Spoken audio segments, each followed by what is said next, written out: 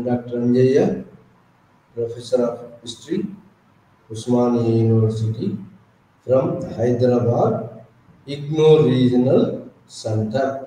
From Hyderabad, IGNOU Regional Center. ఈ రోజు ఈ లైవ్ ఛానల్లో BHIE 141 బుక్ ఏంటి అంటే హిస్టరీ ఆఫ్ చైనా 1842-1978 అనే బుక్లో నుంచి మనం యూనిట్ నెంబర్ 4 మనం ఈరోజు లైవ్ ఛానల్లో డిస్కస్ చేయబోతున్నాం. యూనిట్ నెంబర్ 4 BHIE 141 బుక్లో నుంచి యూనిట్ నెంబర్ 4 ఏంటయ్యా 4 అనేది అంటే typing uprising, typing revolt, typing uprising అంటే హంగ్ చేసినటువంటి దక్షిణ రాష్ట్రాల్లో దక్షిణ చైనాలో ఉన్నటువంటి హంగు చేసినటువంటి యొక్క తిరుగుబాటునే టైపింగ్ అప్రైజింగ్ అని అంటారు. ఈ అప్రైజింగ్ 51 నుంచి మొదలు పెడితే అది 53లో నుంచి బాగా పీక్ స్టేజ్కి వచ్చి 64 దాకా నడిచింది. ఇది అంటే దాదాపు 11 సంవత్సరాలు నాన్ కింగ్ క్యాపిటల్గా టైపింగ్ రెబలియన్స్ వాళ్ళు పరిపాలన చేశారు. సో ఇది టైపింగ్ రివోల్ట్ యొక్క ముఖ్యమైనటువంటి అంశం. ఈ టైపింగ్ రివోల్ట్కు కారణాలు ఏమిటి, బ్యాక్గ్రౌండ్ ఏమిటి అనేది మనం చూస్తే టైపింగ్ రివోల్ట్కు ముఖ్యమైనటువంటి కారణం ఏంటి అంటే అప్పుడున్నటువంటి చైనా పరిస్థితులు. చైనాలో ఉన్నటువంటి అప్పుడున్న కింగ్ గవర్నమెంట్ లేదా మంచు గవర్నమెంట్ అనేది నార్త్ చైనా మంచూరియా నుంచి వచ్చింది కాబట్టి ఆ యొక్క వాళ్ళను విదేశీయులుగా చైనీయులు భావించడం మొదలుపెట్టారు, అలియన్ గవర్నమెంట్ అని వాళ్ళను. సో ఈ విధంగా మంచు గవర్నమెంట్ 1644 వచ్చి 1911-12 దాకా మంచు గవర్నమెంట్ లేదా కింగ్ గవర్నమెంట్ అనేది ఉన్నది. అయితే ఈ గవర్నమెంట్ ఏంటంటే ఈ మంచు గవర్నమెంట్ మంచూరియా నుంచి వచ్చింది కాబట్టి ఇది అలియన్ గవర్నమెంట్ అని. ఇంకోటి ఈ మంచు గవర్నమెంట్ ఏంటంటే ఓపియం నల్లమంది యుద్ధాలలో విదేశీయుల చేతుల్లో ఓడిపోయి వాళ్లకు మరి ఓడరేవులు కట్టిపెట్టడం, మరి కొన్ని స్పియర్ ఆఫ్ ఇన్ఫ్లుయెన్సెస్ ప్రాంతాలను కట్టిపెట్టడం జరిగింది. సో ఆ విధంగా ఓడింపబడినటువంటి మంచు గవర్నమెంట్ విదేశీయుల యొక్క ఒత్తిడికి లోనయ్యి యుద్ధాలు, ఓపియం యుద్ధాలు, నల్లమంది యుద్ధాలు చేసి 2 యుద్ధాలు, మొదటి నల్లమంది యుద్ధం, 2 నల్లమంది యుద్ధం, 2 యుద్ధాలు చేసి వాళ్ళ చేతిలో ఓడింపబడినటువంటి యొక్క చైనా వాళ్లకు కొన్ని ఫేవరబుల్గా వార్ కంపెన్సేషన్, మరి ఓపియం కంపెన్సేషను, మరి ఈ 2 ఇవ్వాల్సి వచ్చింది. యుద్ధంకి కంపెన్సేషన్ నష్టపరిహారం, మరి ఓపియంకు నష్టపరిహారం. ఇంకా అది కాకుండా వాళ్ళు ఎక్కడైనా వర్తక వ్యాపారం చేసుకోవచ్చు అనేటువంటి ఓడరేవు పట్టణాలను కూడా ఈ విదేశీయులకు క్యాంటీన్, మకావో, ఇంకా ఓడరేవు పట్టణాలు, కోస్టల్ దక్షిణ చైనాలో ఉన్న కోస్టల్లో ఉన్నటువంటి ఓడరేవు పట్టణాలన్నీ విదేశీయులకు తెరిపించబడినాయి. ఇంకా నల్లమందులు చట్టబద్ధతం చేయబడింది. ఇంకా వాళ్ళు ఇంకా ఏం చేశారంటే విదేశీయులు వాళ్ళ యొక్క ఓడరేవులో కస్టమ్స్ అధికారులను పెట్టారు. ఏది సీ పోర్ట్లలో కస్టమ్ అధికారులను పెడితే వాళ్ళు చైనీయుల యొక్క ట్రేడ్ అండ్ కామర్స్ను వాళ్ళు కంట్రోల్ చేయడం మొదలుపెట్టారు. ఆ విధంగా దక్షిణ చైనాలో ఉన్న సీ పోర్ట్స్లలో విదేశీయుల ప్రభావం, వాళ్ళ కస్టమ్స్ అధికారుల యొక్క దోపిడీ, మరి ఈ గవర్నమెంట్ ఏది మంచు గవర్నమెంట్, కింగ్ గవర్నమెంట్ ఓడింపబడింది కాబట్టి యుద్ధాలలో మరి ఈ యొక్క యుద్ధానికి అయిన నష్టపరిహారాన్ని విదేశీయులకు చెల్లించాలి. ముఖ్యంగా బ్రిటన్కు, ఫ్రాన్స్కు, మరి మిగతా వాళ్ళకు విదేశీయులకు చెల్లించాలి. కాబట్టి ఎక్కువ పన్నులు ప్రజల మీద వేయడం జరిగింది. ఎక్కువ పన్నులు, ట్యాక్సేషన్ ఎక్కువ వేశారు ఈ యొక్క చైనీయుల మీద. ఆ విధంగా ట్యాక్సేషన్ విదేశీయుల యొక్క బర్డెన్ మోయడానికి కోసం వాళ్ళ యొక్క వార్ కంపెన్సేషన్, నల్లమందును చట్టబద్ధం చేయడం కాకుండా మరి వాళ్ళకు స్పియర్ ఆఫ్ ఇన్ఫ్లుయెన్సెస్ ఆ యొక్క ఓడరేవులను అప్పచెప్పటం కాకుండా అక్కడ కస్టమ్స్ అధికారులను చైనీయులను దోసుకోవటం కాకుండా వాళ్ళు మరి ఈ విధంగా చైనీయులు అవహేళన చేయబడ్డారు విదేశీయుల చేత. విదేశీయ వర్తక వ్యాపారులు, East India Company, England, France, French company, ఈ కంపెనీలన్నీ కూడా విదేశీయ కంపెనీలు చైనీయులు లొంగదీసి యుద్ధాల్లో వాళ్ళకు అనుకూలంగా చట్టాలు వాళ్ళకు అనుకూలంగా నల్లమందును చట్టబద్ధత చేయించుకున్నారు. వాళ్ళకు అనుకూలంగా సీ పోర్ట్స్ను మరి ఇప్పించుకున్నారు. ఇంకా ఈ అంత భారాన్ని మోయడానికి మంచి గవర్నమెంట్ మరి ఏం చేసింది? ఎక్కువ పన్నులు భూముల మీద కానీ వస్తువుల మీద కానీ మరి డబుల్ ట్యాక్సేషన్ విధించడం, ప్రజల మీద విధించడం మొదలుపెట్టింది. ఈ యొక్క వార్ కంపెన్సేషను, ఓపియం కంపెన్సేషను, మరి ఇవన్నీ పూడ్చుకోవటం కోసం ఎక్కువ పన్నులు ప్రజల మీద వేయాల్సి వచ్చింది. దానితోటి ప్రజలు, ముఖ్యంగా రైతులు, హ్యాండిక్రాఫ్ట్స్ వాళ్ళు, చేతి పనుల వాళ్ళు రైతుల మీద ఎక్కువ పన్నులు వేయటం, రైతులు కూడా మరి ఇంత పన్నులు వేయటం భరించలేక వాళ్ళు ఈ యొక్క సామాన్య ప్రజలు, చైనా మొత్తం ఏంటంటే ఫ్యూడలిజం ఉన్నది. అక్కడ ఫ్యూడలిజం అంటే భూస్వామ్య వ్యవస్థలు ఉన్నాయి. పెద్ద పెద్ద భూములన్నీ కూడా కొంతమంది భూస్వాముల చేతుల్లో ఉన్నాయి. ఆ భూస్వాములు మరి ఈ యొక్క ప్రజలను లేదా రైతులను మరి కూలీలు చేసేటువంటి కూలీలను ఈ యొక్క లోయర్ క్లాస్ వాళ్ళని ఎక్స్ప్లైట్ చేస్తున్నటువంటి ఒక ఫ్యూడల్ వ్యవస్థ నెలకొని ఉన్నది చైనా. ఈ ఫ్యూడల్ వ్యవస్థలో ఎవరయ్యా అంటే అన్ని సౌకర్యాలు అనుభవించేది ఫ్యూడల్ లార్డ్స్. బాగా భూములు ఉన్నటువంటి ధనవంతులు మాత్రమే సుఖంగా ఉన్నారు. మిగతా రైతులు కానీ, బీద ప్రజలు కానీ, కూలీలు కానీ, కార్మికులు, కర్మాగారాల్లో పనిచేసే కార్మికులు కానీ, మైన్స్లలో పనిచేసే కార్మికులు కానీ మరి ఈతి బాధలకు గురవుతున్నారు. ఆ విధంగా చైనాలో ఉన్నటువంటి ఆర్థిక వ్యవస్థ ఎలా ఉందంటే మొత్తం ఓన్లీ ఉన్న వాళ్ళే అనుభవిస్తున్నారు, లేని వాళ్ళు మొత్తం కూలీలుగా, కార్మికులుగా, రైతులుగా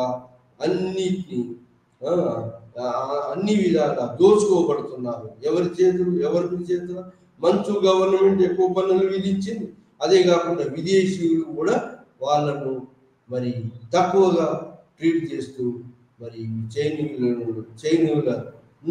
చైనాలో క్రిస్టియన్ మతాన్ని కూడా చైనీయులను ఇది ఆసరాగా తీసుకొని లోయర్ క్లాస్ వాళ్ళను, తక్కువ కులాల వాళ్ళను క్రిస్టియానిటీ కన్వర్ట్ చేయటం మొదలుపెట్టారు.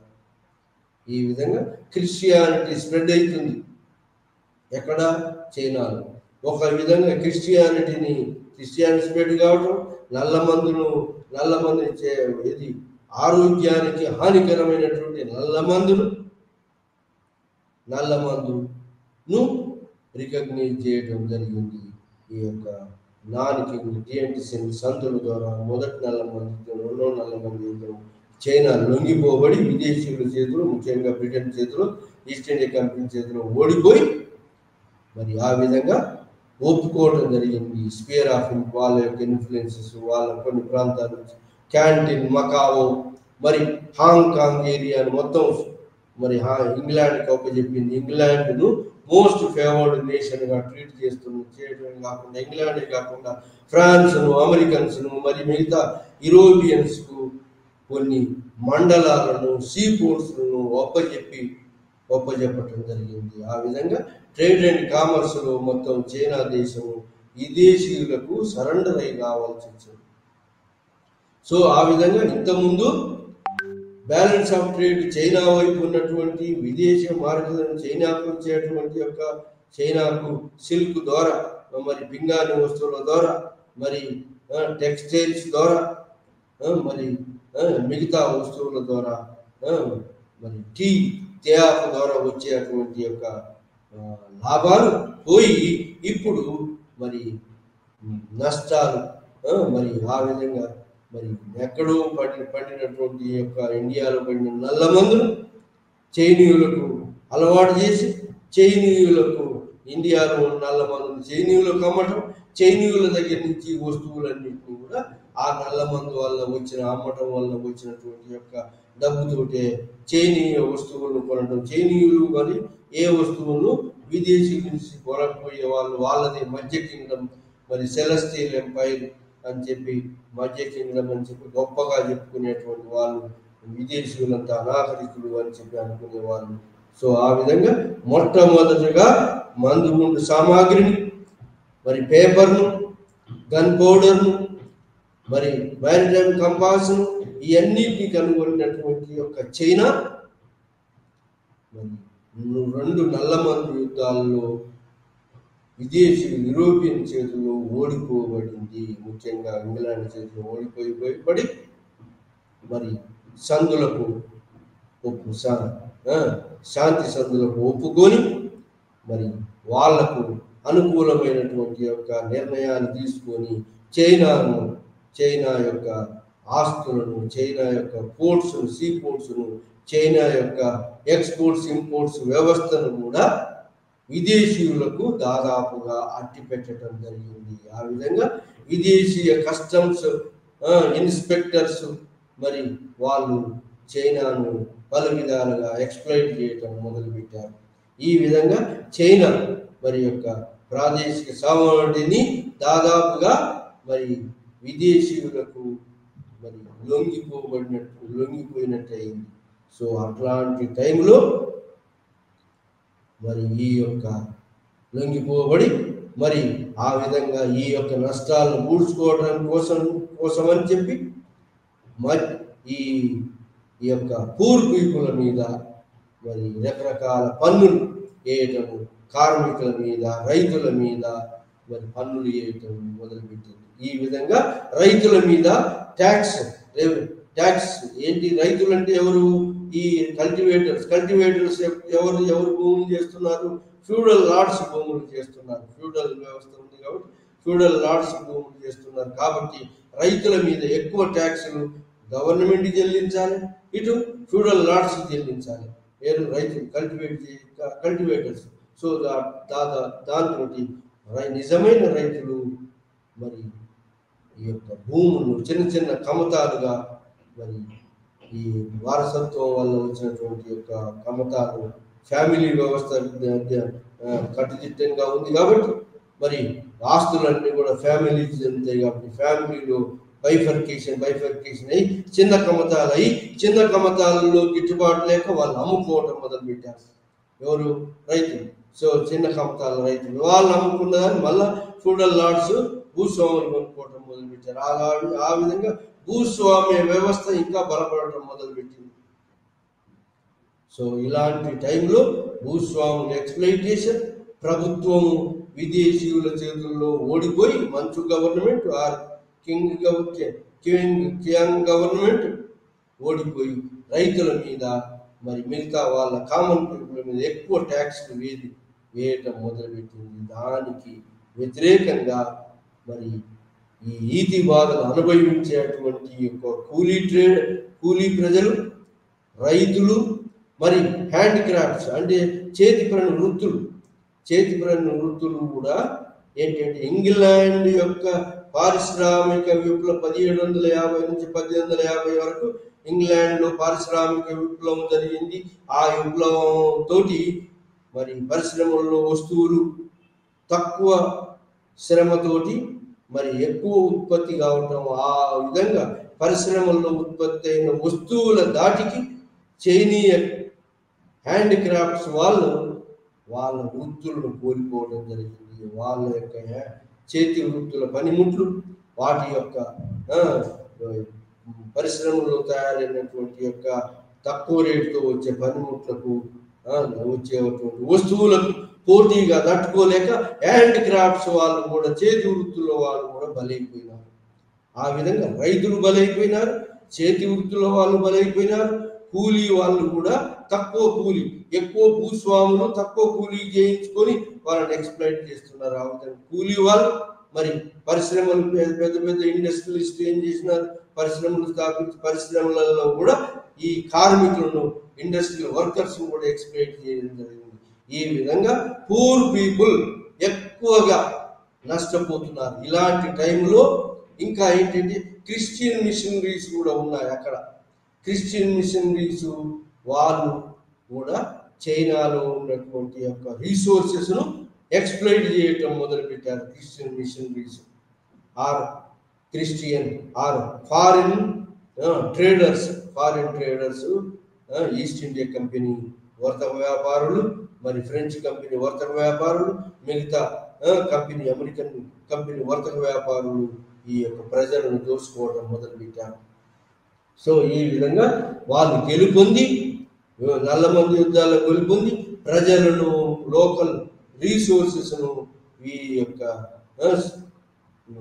వాళ్ళు దోసుకోవటం మొదలుపెట్టినటువంటి పూర్ పీపుల్ అయినటువంటి రైతులు, కార్మికులు, మరి కర్మాగారాల్లో పనిచేసే కార్మికులు, మరి స్త్రీలు, పురుషులు, మరి పేదరిక వర్గమైనటువంటి చైనా పేదరికంలో ఉన్నటువంటి చైనీయులు అందరూ కూడా దీంతో ఎఫెక్ట్ కావటము, మరి ఈ చైనా దేశము విదేశీయులకు లొంగిపోబడి విదేశీయుల యొక్క ఎక్స్ప్లైటేషన్ కబందాస్తాల్లో ఉండిపోవడం జరిగింది. దాంతోపాటు ఈ ఓడిపోయిన గవర్నమెంట్ కూడా ఓడిపోయినటువంటి నష్టపరిహారాన్ని చెల్లించడానికి, యుద్ధానికి గల కారణమైన నష్టపరిహారాన్ని విదేశీయులు చెల్లించడం కానీ, విదేశీయులను మెప్పించడం కోసం కానీ, విదేశీయుల యొక్క ఒత్తిడి వల్ల ఎక్కువ పన్నులు ప్రజల మీద వేయటం మొదలుపెట్టారు. ఆ విధంగా మంచు government, already foreign government, north China నుంచి వచ్చిన గవర్నమెంట్, ఇది దేశీయ గవర్నమెంట్ కాదు అని చెప్పి, ఇది బలహీనమైన గవర్నమెంట్, అందుకోసం విదేశీయుల చేతుల్లో ఓడిపోయింది అని చెప్పి ఆల్రెడీ మరి ఈ యొక్క మంచు గవర్నమెంట్ మీద ప్రజలలో మరి అపనమ్మకం, ప్రజలలో మరి ఈ యొక్క అలజడి, ఆల్రెడీ మంచు గవర్నమెంట్ యొక్క వ్యతిరేకత మొదలయ్యింది. మంచు గవర్నమెంట్ బలహీన గవర్నమెంట్, మరి బలమైన గవర్నమెంట్ కాదు. అందుకోసం విదేశీయుల చేతిలో ఓడిపోబడి విదేశీయులకు దాసోహం అని మరి తమ ప్రజల మీద ఎక్కువ ఒత్తిడి చేసి పన్నులు వేస్తుంది అని చెప్పి ప్రజలలో కూడా మంచు గవర్నమెంట్ అన్పాపులర్ కావటం మొదలైంది. ఇలాంటి సందర్భాల్లో దక్షిణ చైనా నుంచి, ఇలాంటి సందర్భాల్లో, ఇలాంటి వాతావరణంలో దక్షిణ చైనా నుంచి ఒక సోషియో రిలీజియస్ సీక్రెట్ ఆర్గనైజేషన్ ఒకటి బయలుదేరింది దక్షిణ చైనా నుంచి. దాని యొక్క నాయకుడు హంగ్. సోషియో రిలీజియస్ సోషల్, దాని ఎయిమ్ ఏంటంటే, దాని ఎయిమ్ 3 ఎయిమ్స్. నేషనల్, జాతీయ భావం ఉండటం, విదేశీయులను వ్యతిరేకించడం, అది నేషనల్ అంటే అటాక్ ఆన్ మంచు గవర్నమెంట్ అనేది నేషనల్ గవర్నమెంట్ కాదు, ఇది విదేశీయ గవర్నమెంట్ అనేటువంటి భావం. ఆ విధంగా అటాక్ ఆన్ మంచు గవర్నమెంట్ అనేది ఒకటి. రెండవది, ఇది జాతీయ గవర్నమెంట్ స్థాపించాలి. మంచు గవర్నమెంట్ అనేది విదేశీయ గవర్నమెంట్, నార్త్ చైనాలో ఉన్నటువంటి యొక్క మంచు ఏరియా నుంచి వచ్చిన గవర్నమెంట్, ఇది దేశీయ గవర్నమెంట్ కాదు, అలియన్ గవర్నమెంట్ అనేటువంటి. కాబట్టి నేషనల్ ఫీలింగ్ అనేది మళ్ళా ఇంకా పొలిటికల్, రాజకీయంగా ఏంటి అంటే మంచు గవర్నమెంట్ విదేశీయ గవర్నమెంట్ అని, దానికి జాతీయ గవర్నమెంట్ ఏర్పాటు కావాలని ఆ విదేశీ గవర్నమెంట్ అయినటువంటి మంచు గవర్నమెంట్ కూల్చేయాలి అనేటువంటి ఎయిమ్. రెండు అది మొదటి ఎయిమ్.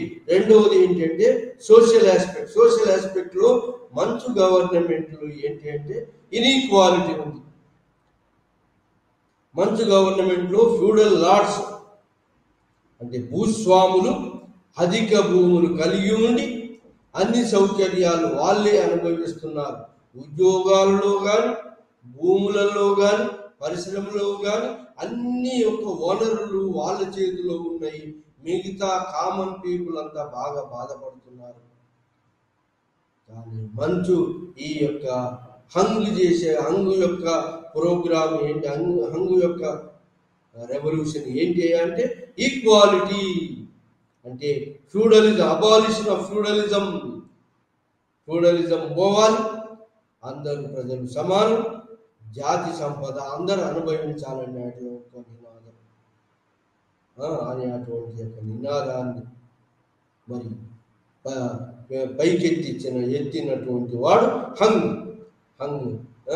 హంగ్ అతను పైకెత్తి ఆ విధంగా మరి దేశీయ గవర్నమెంట్ మంచు గవర్నమెంట్ వ్యతిరేకంగా, ప్రజల మీద వేసినటువంటి పన్నులకు వ్యతిరేకంగా, హెవీ ట్యాక్సెస్ వేసినారు కదా, కాబట్టి ఆ ట్యాక్స్లకు వ్యతిరేకంగా మరి ఆ ట్యాక్స్ని కట్టవద్దని, మరి సమానత్వం కావాలని, అందరూ సమానత్వం కావాలని, ఆ ఫ్యూడలిజం తొలగిపోవాలని, ఇంకా మరి స్త్రీ పురుషులు కూడా సమానత్వం కావాలని, స్త్రీలకు అప్పుడున్నటువంటి వ్యవస్థలో స్త్రీలు చైనా యొక్క కన్ఫ్యూషనిజం మతం యొక్క బైండింగ్ ఏముంది అంటే పెద్దలను గౌరవించాలి, మరి తల్లిదండ్రులను గౌరవించాలి, మరి ఫ్యామిలీని గౌరవించాలి, మరి అలా రాజులను కూడా గౌరవించాలి. వాళ్ళ యొక్క డివైన్ కింగ్డమ్, దైవీ సంభూతమైన రాజ్యము, ఆ రాజ్యంలో ఉన్నటువంటి రాజు దైవాంశ సంభూతుడు.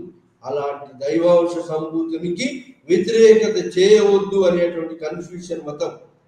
రివోల్ట్ దూరంగా, రెబలియన్స్ రివోల్ట్ చేయకూడదు. ఇది రాజు అనేవాడు ఫాదర్తో సమానము, కాబట్టి రాజ్యం యొక్క చట్టాలను గౌరవించాలి అనేటువంటి ప్రబోధించేటువంటి కన్ఫ్యూషన్ మతం.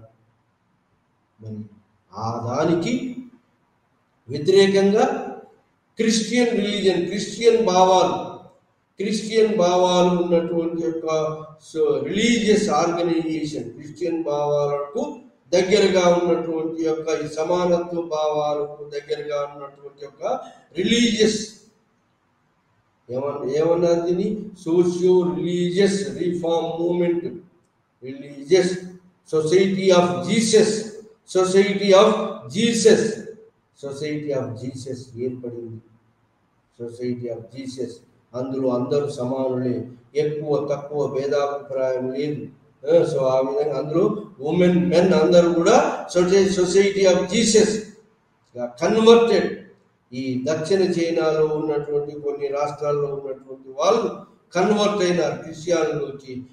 క్రిస్టియానిటీ కన్వర్ట్ అయి ఈక్వాలిటీ, సమానత్వ భావాలతోటి మరి ఈ యొక్క ఎక్స్ప్లైటేషన్, ఫ్యూడలిజము, మరి అప్పర్ వర్గాల వాళ్ళు అనుభవించే యొక్క సౌకర్యాలకు వ్యతిరేకంగా పూర్ పీపుల్ యొక్క బాగోగుల కోసం స్లోగన్స్ మరి ఇచ్చేటువంటి యొక్క హంగ్ యొక్క భావాలకు అనుకూలంగా, మరి క్రిస్టియన్ భావాలైనటువంటి ఈక్వాలిటీ, ఇది సోషియో రిలీజియస్ పొలిటికల్ ఆర్గనైజేషన్గా, రిలీజియస్ ఆర్గనైజేషన్గా ఆవిర్భవించి సోషల్ ఈక్వాలిటీని, రిలీజియస్ ఈక్వాలిటీని ప్రబోధించినటువంటి యొక్క హంగ్ చేసినటువంటి యొక్క తిరుగుబాటు. ఈ విధంగా మరి సర్వ సమానత్వం, మరి poor people collective national property, దేశం యొక్క ప్రాపర్టీ అంతా కూడా ఏమన్నాడు హంగ్ అనేవాడు, నేషనల్ ప్రాపర్టీ, దేశ సంపద అంతా కూడా అందరూ అనుభవించాలి సమానంగా. దేశ సంపద అనేది కలెక్టివ్గా ప్రజల చేతిలో ఉండాలి. ప్రజలు మరి ప్రొడక్షన్లో, డిస్ట్రిబ్యూషన్లో భాగస్వాములుగా ఉండాలి. ఫ్యామిలీ అంటే సంపద అంతా ఫ్యామిలీలాగా ఉండాలి. ఫ్యామిలీ ఈ విధంగా socio religious society of Jesus heavenly Kingdom అని చెప్పుకున్నటువంటి హెవెన్లీ కింగ్డమ్ అని చెప్పుకున్నటువంటి యొక్క హెవెన్లీ కింగ్ అనేవాడు హెవెన్లీ కింగ్ గా ప్రకటించుకున్నాడు. హెవెన్లీ కింగ్డమ్ యొక్క భావాలు ఏంటంటే ఈ విధంగా మరి వాళ్ళ యొక్క ఈక్వాలిటీ, సమానత్వం ప్రబోధించేది. మరి వీళ్ళ యొక్క ప్రోగ్రామ్ ఏంటి అంటే ఈ విధంగా విదేశీయులకు విదేశీయ మతం ఏంటి అంటే దేశీయ కన్ఫ్యూజన్ మతానికి వ్యతిరేకంగా కన్వర్టెడ్ పీపుల్ ఆఫ్ సౌత్ చైనాలో ఉన్నటువంటి రాష్ట్రంలో ఉన్నటువంటి కన్వర్టెడ్ పీపుల్ మరి దేశీయ భావాన్ని పునఃపుచ్చుకొని దేశీయ భావాలైనటువంటి యొక్క మరి యొక్క కన్ఫ్యూజన్ మతాన్ని వ్యతిరేకిస్తూ క్రిస్టియన్ భావాలకు అనుకూలంగా మరి సమానత్వ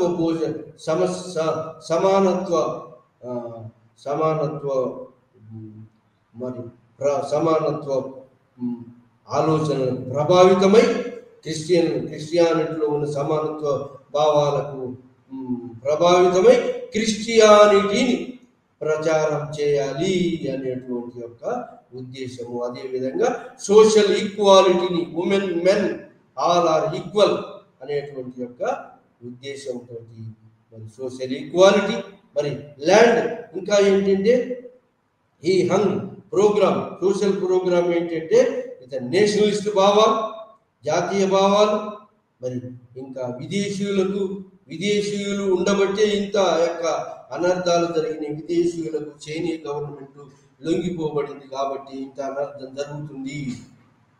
కాబట్టి విదేశీయులను ఇది విదేశీయ మతాల్లో కన్వర్టెడ్ పీపుల్ అయినప్పటికీ ఇది విదేశీయులకు కూడా వ్యతిరేకంగా, విదేశీయులు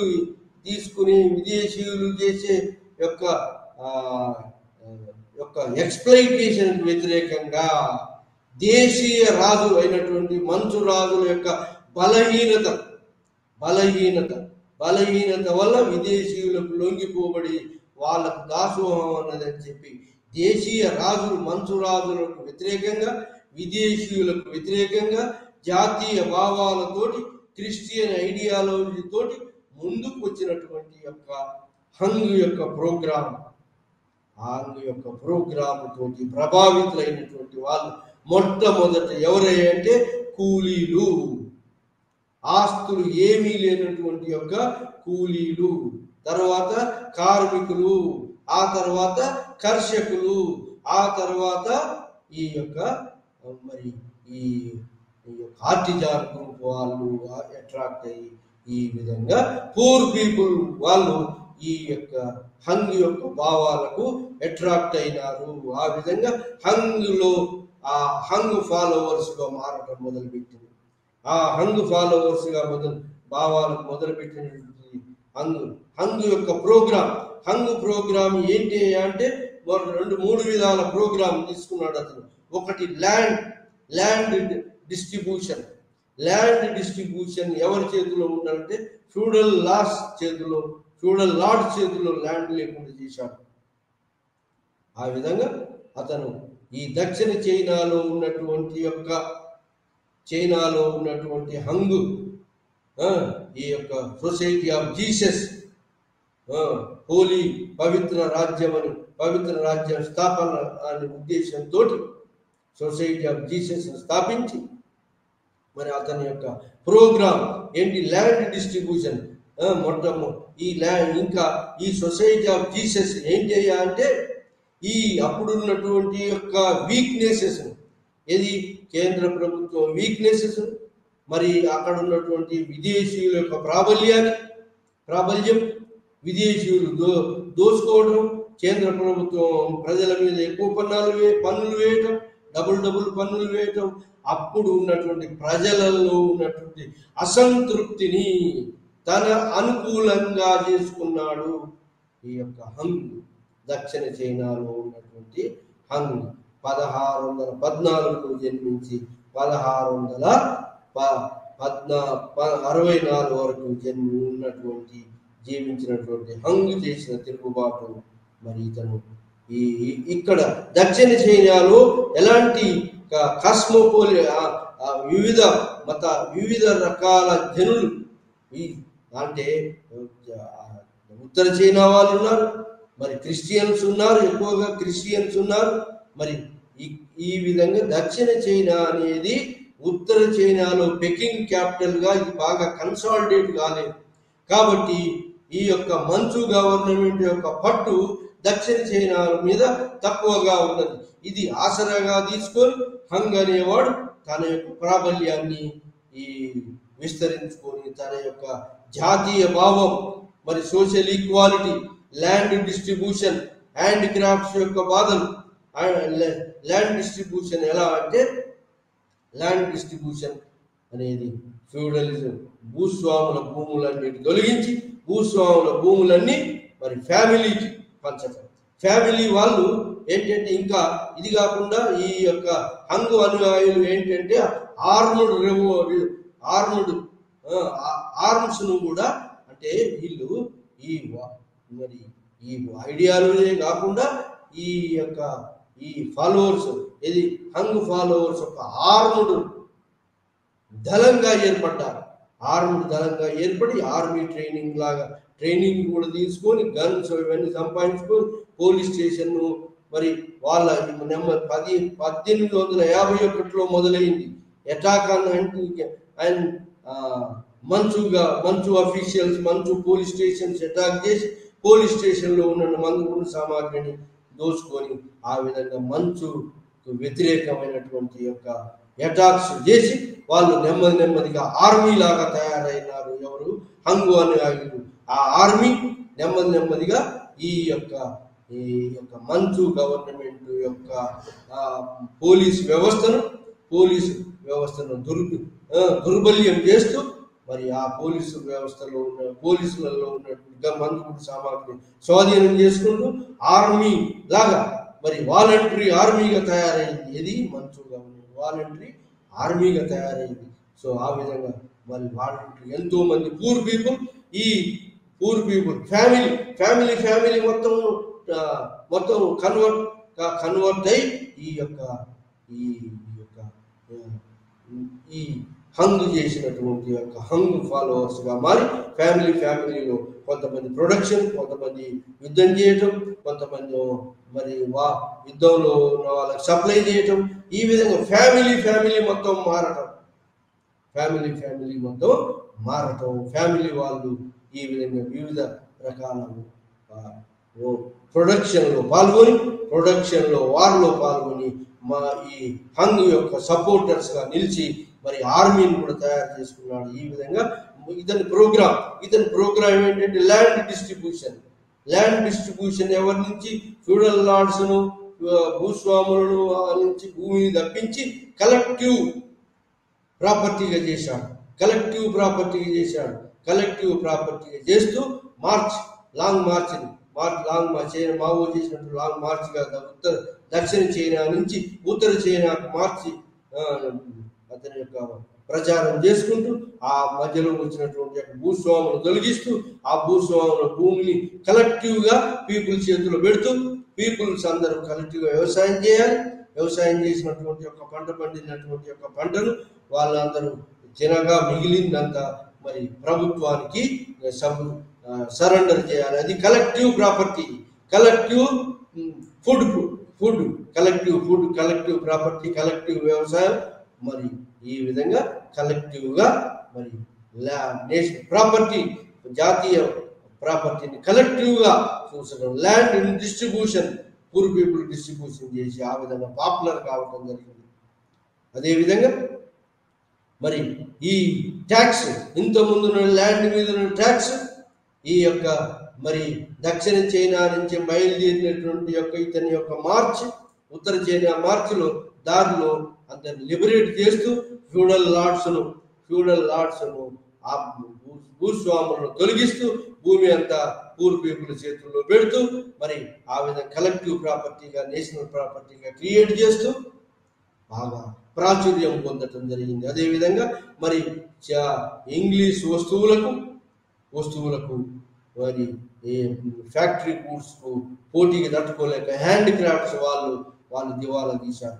సో ఆ విధంగా హ్యాండ్ క్రాఫ్ట్స్ వాళ్ళకు కూడా సపోర్ట్గా మరి హ్యాండ్ క్రాఫ్ట్స్ వాళ్ళకు మరి ఇంకో ప్రోగ్రామ్ ఏం ఇచ్చారంటే అఫీషియల్ చేతిలో అంటే ఈ హంగ్ యొక్క అఫీషియల్సే ఒక కర్మాగారాలను పెట్టి ఆ కర్మాగారాల్లో హ్యాండ్ క్రాఫ్ట్స్ వాళ్ళను మరి పెట్టి వస్తువులు ఉత్పత్తి చేయటం మొదలుపెట్టారు. ఈ వారికి కావాల్సిన వస్తువులు మరి మిగతా మరి ఫుడ్ గ్రెయిన్స్ మరి ఈ విధంగా మరి ఈ యొక్క హ్యాండ్ క్రాఫ్ట్స్ వాళ్ళ యొక్క బాధను తీర్చడం కూడా ఈ హంగ్ చేసినటువంటి ప్రోగ్రాంలో ఉన్నది. సో ఆ విధంగా హ్యాండ్ క్రాఫ్ట్స్ సబ్స్టిట్యూట్గా ప్రోగ్రామ్ ఇచ్చాడు. మరి అదేవిధంగా రైతులు కలెక్టివ్ ఓనర్షిప్ ఇచ్చాడు. కలెక్టివ్ ఓనర్షిప్ కాకుండా బేసిక్ మిగిలిందంతా సర్ప్లస్ అంతా దేశ ప్రాపర్టీగా చేయటం జరిగింది.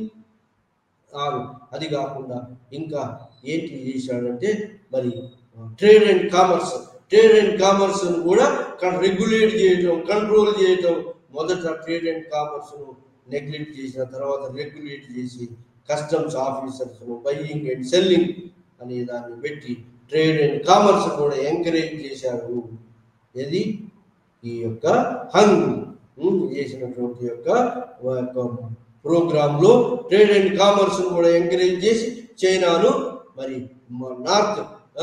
సౌత్ నుంచి మరి ఒక లాంగ్ మార్చ్ చేసి మరి దాదాపుగా సెంట్రల్ చైనాలో ఉన్న యాంగ్సీ రివర్ వ్యాలీని పట్టుకున్నారు. యాంగ్సీ రివర్ వ్యాలీలో ఉన్నటువంటి నాన్కింగ్ క్యాపిటల్ పట్టుకున్నారు. ఆ విధంగా నాన్కింగ్ క్యాపిటల్గా వీళ్ళు ఈ యొక్క వాళ్ళ యొక్క ప్రోగ్రామును ఇంప్లిమెంట్ చేస్తూ 11 సంవత్సరాలు మొట్టమొదట చిన్నగా స్కిర్మేజెస్ జరిగినాయి. ఎవరి మధ్యలో?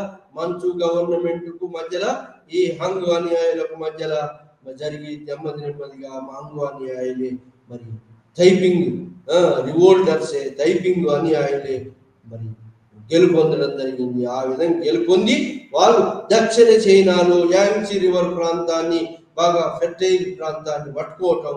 మరి అక్కడ నాన్కింగ్ అంటే ఒకప్పుడు చైనా దేశానికి మొత్తానికి రాజధానిగా ఉన్నటువంటి యొక్క దక్షిణ చైనాలో ఉన్నటువంటి యొక్క నాన్కింగ్, సెంట్రల్ చైనాలో ఉన్నటువంటి నాన్కింగ్ క్యాపిటల్గా 1853 నుంచి 1864 వరకు 11 సంవత్సరాలు పరిపాలన చేయగలిగారు. ఎవరు? Hung government. ఈ యొక్క మరి చైనా గవర్నమెంట్ పెకింగ్లో ఉన్నది, నార్థన్ చైనాలో ఉన్నది. ఆ గవర్నమెంట్ మరి బలహీనంగా ఉండటం, అనసలేకపోవటం జరిగింది. సో ఆ విధంగా 11 సంవత్సరాలు దక్షిణ చైనా ప్రాంతం యాంగ్సీ ఏరియా ప్రాంతాన్ని నాన్కింగ్ క్యాపిటల్ గా వీళ్ళు పరిపాలించారు. వీళ్ళు పరిపాలించి వీళ్ళ ప్రోగ్రామ్ ల్యాండ్ డిస్ట్రిబ్యూషన్ ప్రోగ్రామ్, తర్వాత social equality, women social equality, land distribution programme, social revolution, social equality, women కు ఉన్నటువంటి యొక్క అంతకుముందు ఉన్నటువంటి 16 సంవత్సరాలు నిండినటువంటి మెన్ ఉమెన్ అందరూ కూడా సమానులే. ఉమెన్ కమాండర్స్ గా, hung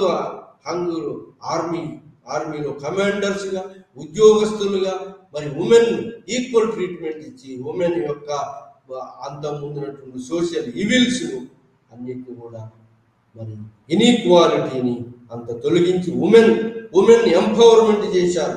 women equality, women emancipation చేయగలిగింది ఎవరు? హంగ్.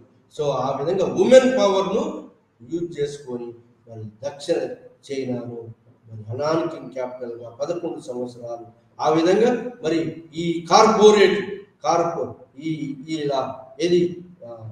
ఈ ఆర్టిజాన్ వ్యవస్థను ఈ యొక్క చైనా యొక్క అఫీషియల్స్ తోటి కర్మాగారాలు నెలకొల్పి ఆ కర్మాగారాల్లో ఈ ఆర్టిజాన్స్ను మరి మోడర్న్ టెక్నిక్స్ కొన్నిటిని పెట్టి అక్కడ కర్మాగారాల్లో ఈ హ్యాండిక్రాఫ్ట్స్ను మరి అకామిడేట్ చేయడం జరిగింది. ఆ విధంగా సోషల్ ఈక్వాలిటీ మరి ట్రేడ్ అండ్ కామర్స్ ఎంకరేజ్ చేయడం, ఈ విధంగా 11 సంవత్సరాల ప్రోగ్రాములో ఈ యొక్క మరి ప్రోగ్రాంలో సోషల్ రెవల్యూషన్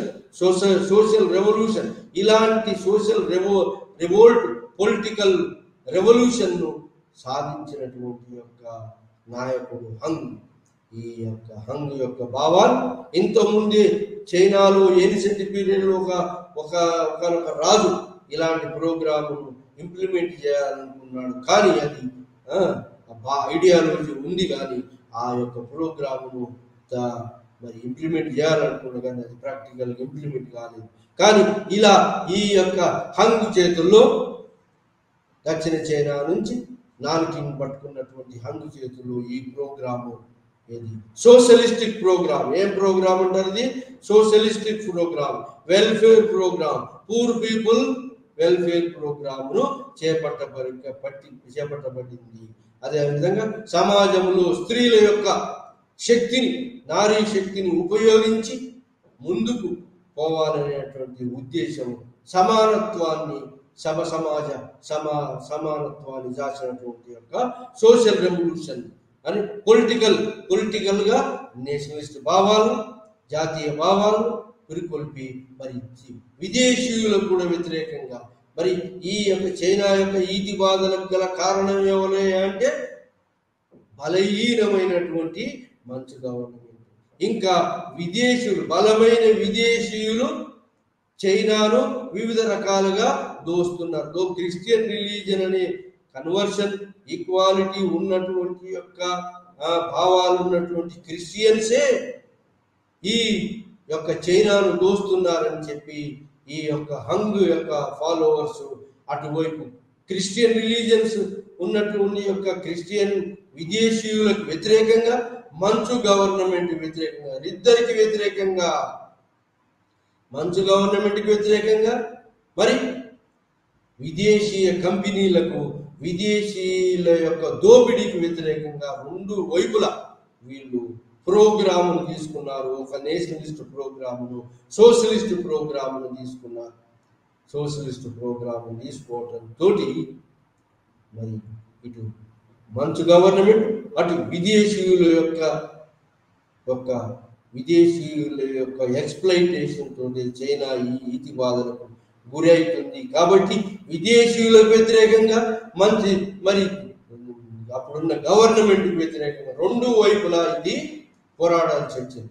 కాబట్టి ఈ రెండు వైపుల పోరాటం, ఇంకా మరి ఫ్యూడల్ లార్డ్స్ ఎవరైతున్నారో వాళ్ళందరూ కూడా ఇక్కడి నుంచి దక్షిణ చైనా నాన్కింగ్ ప్రాంతం నుంచి వారిపోయి చైనీయ గవర్నమెంట్కు మరి మద్దతుగా, మరి అదేవిధంగా ఇది విదేశీయులకు కూడా వ్యతిరేకంగా తయారవుతుంది. కాబట్టి విదేశీయుల యొక్క తోడ్పాటు కూడా చైనీయ గవర్నమెంట్ తీసుకోవడం జరిగింది. ఆ విధంగా మంచు గవర్నమెంట్, విదేశీయులు కూడా కొన్ని రోజులు ఆలోచించారు, ఇది ఎటువైపు తిరుగుతుంది, ఇది విదేశీయుల వైపు తిరుగుతుందా లేదా ఓన్లీ జాతీయ గవర్నమెంట్ తిరుగుతుందా అని ఆలోచించారు.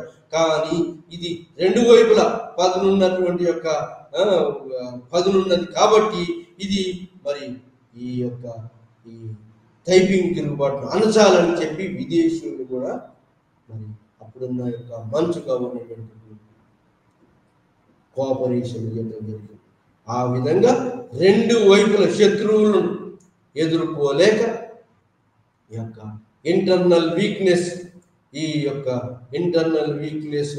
ఈ విధంగా ఈ యొక్క పోరాటంలో వందల మంది, వేల మంది ఇటువైపు అటువైపు మంచు గవర్నమెంట్ సైనికులు, మరి హంగ్ యొక్క సైనికులు, వీళ్ళు రెండు వైపులా మరియు ఎంతో మంది చనిపోయినప్పటికీ కూడా ఇది దక్షిణ చైనాలో ఉన్నటువంటి యొక్క నాన్కింగ్ క్యాపిటల్ గా 11 సంవత్సరాలు పరిపాలించి విప్లవాత్మకమైన భావాలను, సోషల్ రెవల్యూషనరీ భావాలను ఇక్కడ చూపించి మరి ఇక్కడ ప్రభుత్వాన్ని ప్యారలల్ గవర్నమెంట్ను నెలకొల్పింది. ఆ తర్వాత నెమ్మదిగా ఈ ప్యారలల్ గవర్నమెంట్కు వ్యతిరేకంగా మంచు గవర్నమెంట్ అన్ని వైపుల నుంచి ఈ టైపింగ్ రివోల్ట్కు వ్యతిరేకంగా అందరినీ కూడగట్టారు, విదేశీయులందరినీ కూడగట్టారు. ఆ విధంగా విదేశీయులు కూడా భావించారు మొదట్లో ఇది మరి విదేశీయులకు వ్యతిరేకం కాకుండా మరి మంచు గవర్నమెంట్కి వ్యతిరేకంగా దాని ప్రాంతాన్ని ఇది విదేశీయులకు కూడా వ్యతిరేకంగా మారింది. కాబట్టి విదేశీయుల యొక్క ప్రజెన్స్ వల్లనే మరి ఈ యొక్క చైనీయులు ఎక్స్ప్లైట్ చేయబడుతున్నారు అనేటువంటి భావం వీళ్ళలో టైపింగ్లలో ఉంది. కాబట్టి ఈ టైపింగ్లకు వ్యతిరేకంగా విదేశీయులందరూ కూడా మంచు గవర్నమెంట్కి సపోర్ట్ చేయడం జరిగింది. ఆ విధంగా మంచు గవర్నమెంట్ సపోర్ట్ చేయటం, మంచు గవర్నమెంట్ కూడా శాయశక్తుల అన్ని రీసోర్సెస్ను కూడగట్టుకొని మరి ఇంటర్నల్ వీక్నెస్ ఆఫ్ ది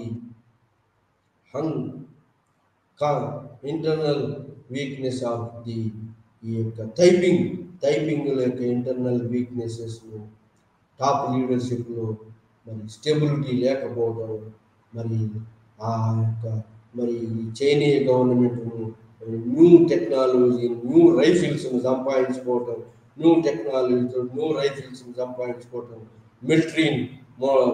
మిలిటరీని మరి రైఫిల్స్ తోటి నింపటం, ఆర్గనైజ్డ్ మిలిటరీగా తయారు చేయటం, వాటి ముందు ఈ యొక్క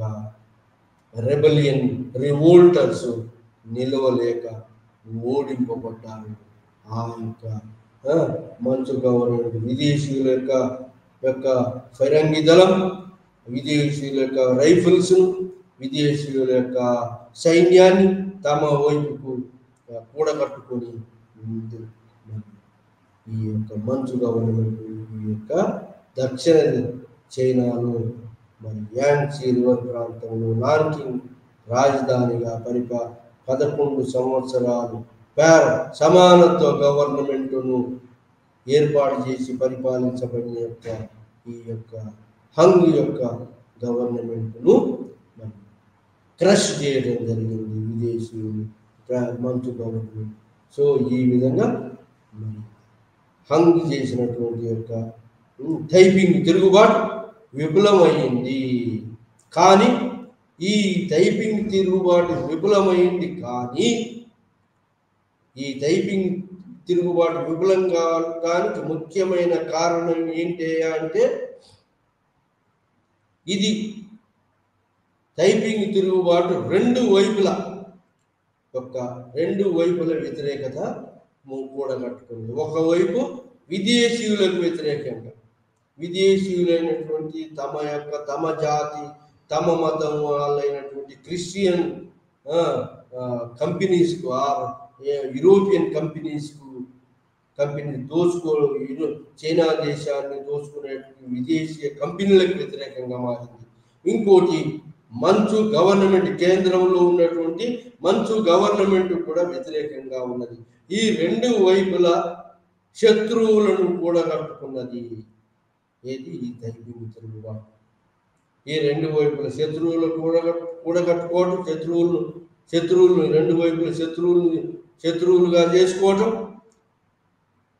మరి సరి అయిన ఆయుధ సంపత్తి దీనికి లేకపోవటం, మరి సరి అయినటువంటి యొక్క మిలిటరీ ట్రైనింగ్ ఆర్మీ దీనికి లేకపోవటం, మరి ఈ ట్రైన్డ్ ఆర్మీ ఈ మంచు గవర్నమెంట్ ఉండటము, దాని యొక్క మరి రైఫిల్ మందుగుండు సామాగ్రిని డెవలప్ చేసుకోవటం, అదే కాకుండా ఈ యూరోపియన్స్ యొక్క సహకారాలు కూడా వీళ్ళకు కేంద్రీయ ప్రభుత్వానికి అందటం వల్ల ఈ యొక్క టైపింగ్ తిరుగుబాటు విఫలమయ్యింది. విఫలం కావడం జరిగింది. సో ఆ విధంగా టైపింగ్ తిరుగుబాటు ఓటమి చవిచూసింది. అన్ని విధాల అటు ఇటు అటు రెండు వైపుల శత్రువులతోటి టైపింగ్ తిరుగుబాటు ఓటమిని చవిచూసింది. కానీ ఓటమిని చవిచూసి ఆ దక్షిణ చైనాను నాన్కింగ్ను మరి ఈ యొక్క పెకింగ్ రాజధాని ఉన్నటువంటి మంచు ప్రభుత్వం దాన్ని లోపరుచుకోగలిగింది, దాన్ని మరి కాంకర్ చేయగలిగింది, దాన్ని తనలోకి తీసుకోవడం సాల్వ్ చేసుకోవడం జరిగింది. కానీ ఇది గవర్నమెంట్ను మరి దక్షిణ చైనాలో వాళ్ళ యొక్క ప్రభుత్వాన్ని మంచులు ఏర్పాటు చేసినప్పటికీ సోషల్ ఈక్వాలిటీ అనేటువంటి రెవల్యూషనరీ ఐడియాలజీ మాత్రం అక్కడి నుంచి పోలేదు. భూస్వాములు కోల్పోయిన భూములు కొన్ని మళ్ళీ తిరిగి వాళ్ళకి ఇవ్వబడలేదు. ఆ విధంగా సోషల్ రెవల్యూషన్ మరి rights for women emancipation and socialistic భావాలు, ఈక్వాలిటీ భావాలు, సోషలిస్టిక్ రెవల్యూషనరీ భావాలు అక్కడనే ఉండిపోయినాయి. ఆ విధంగా మరి చైనాలో అప్పుడు నాటినటువంటి యొక్క విత్తనాలు ఏదైతే సోషల్ రెవల్యూషనరీ విత్తనాలు అందరూ సమానమే, అందరూ సమానం, ఆల్ ఆర్ ఈక్వల్ అనేటువంటి సమానత్వ భావాలు, సోషల్ రెవల్యూషనరీ భావాలు విదేశీయులకు సో అలాంటి భావాలు, ల్యాండ్ డిస్ట్రిబ్యూషన్ మరి collective national property, collective property of the land అనేటువంటి ప్రాపర్టీ యొక్క ఈ యొక్క socialistic ideology, abolition of feudalism, feudal వ్యవస్థ పోవటం, ఇలాంటి యొక్క భావాలు అలానే అక్కడ జీవించటం మొదలుపెట్టాయి. ఆ విధంగా ఫ్యూడల్ వ్యవస్థ మళ్ళీ అక్కడ రావటానికి ఆస్కారం ఏర్పడలేదు. అలాంటి యొక్క వాతావరణం ఈక్వాలిటీ, సోషల్ రెవల్యూషనరీ వాతావరణం దక్షిణ చైనాలో మరి ఈక్వాలిటీ, సమసమాజ స్థాపన, ఈ మెన్ అండ్ ఉమెన్ ఈక్వాలిటీ స్థాపించగలిగినటువంటి సమసమాజ స్థాపన, సోషల్ రెవల్యూషనరీ భావాలు మాత్రం కంటిన్యూ అయ్యి అక్కడ. ఆ విధంగా దాని యొక్క ఇంపాక్ట్ తోటి తర్వాత వచ్చినటువంటి యొక్క కమ్యూనిస్టు భావాలు, మావో లాంగ్ మార్చ్ కూడా దక్షిణ చైనానే బేస్. మావో లాంగ్ మార్చ్ కూడా దక్షిణ చైనాలో abolition of feudalism, feudal lords యొక్క మరి యొక్క భూములను మళ్ళీ డిస్ట్రిబ్యూట్ చేస్తూ మావో లాంగ్ మార్చ్ చేశాడు. సో ఉనాన్ అనే ప్రాంతం నుంచి. సో ఈ విధంగా మరి సోషల్ రెవల్యూషనరీ ఆర్గనిజానికి పట్టుగా కేంద్రంగా మారి అక్కడ కమ్యూనిస్ట్ చైనా సోషల్ ఈక్వాలిటీ అనే పేరుతో ఆవిర్భవించినటువంటి యొక్క కలెక్టివ్ ప్రాపర్టీ, నేషనల్ ప్రాపర్టీగా ఆవిర్భవించినటువంటి యొక్క కమ్యూనిస్టు ప్రభుత్వ తర్వాత వచ్చినటువంటి కమ్యూనిస్టు ప్రభుత్వం భావజాలానికి తోడుగా మారింది. ఈ యొక్క హంగ్ చేసినటువంటి టైపింగ్ రివోల్ట్ యొక్క పునాదులు, రివోల్ట్ యొక్క ఆలోచనలు, భావాలు, ఆ భావాలు తర్వాత మరి కమ్యూనిస్ట్ వ్యవస్థను చైనాలో స్థాపించడానికి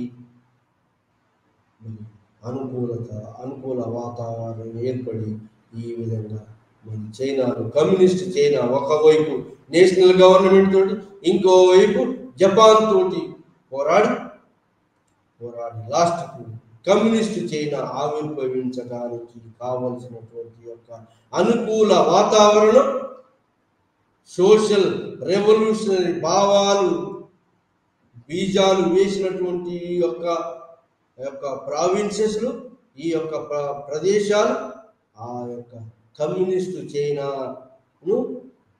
రెవల్యూషనరీ చైనాను సాధించుకోవడానికి అనుకూలత ఇక్కడ ఏర్పడిందని చెప్పవచ్చు. ఆ విధంగా టైపింగ్ తిరుగుబాటు అనేది ఒక 11 సంవత్సరాలు మరి 1851లో నెమ్మదిగా నేషనల్ గవర్నమెంట్కు మరి టైపింగ్ అనుయాయులకు కోట్లాట మొదలై 1853లో ఉత్తర చైనా మార్చిలో నాన్కింగ్ క్యాపిటల్ను పట్టుకొని యాంగ్సీ నదీ లోయల్లో ఉన్నటువంటి ఫెర్టైల్ ల్యాండ్లో ఉన్నటువంటి ఈ యొక్క నాన్కింగ్ని యాంగ్సీ రివర్ వ్యాలీలో ఉన్న నాన్కింగ్ను పట్టుకొని 11 సంవత్సరాలు తన ప్రోగ్రామ్ ల్యాండ్ డిస్ట్రిబ్యూషన్ ప్రోగ్రామ్, అదేవిధంగా ఎమాన్సిపేషన్ ఆఫ్ ఉమెన్కు అవసరమైనటువంటి ఇలిసిట్ లిక్కర్ జూదం మరి సోషల్ రెవల్యూషనరీ ఐడియాలజీ అంతా కూడా మరి ఐడియాలజీస్ అన్నీ కూడా ఇంప్లిమెంట్ చేశారు. ఆ విధంగా అక్కడ పేక ఆడటం కానీ జూదం ఆడటం కానీ నిషేధించారు, మరి వైన్ తాగటం కానీ నిషేధించారు.